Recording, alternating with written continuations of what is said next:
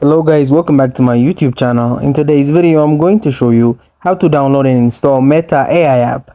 So in order to download any application, you have to launch your Play Store or App Store if you are using iOS device, and then at the top search bar, type in Meta AI. You will see various Meta AI application like this one, but this is the exact application by Meta that you should download. So tap onto it. If you see white background in this circle here, that means this is the legit app. So simply tap on install until this application gets downloaded in your device. You can learn more about this app, see some features by viewing some photos, and also read some ratings that the users have left.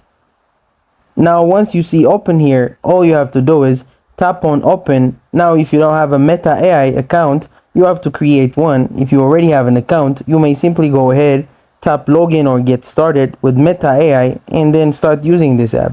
Thank you guys for watching this video. If this video was helpful, don't forget to like and subscribe to my YouTube channel.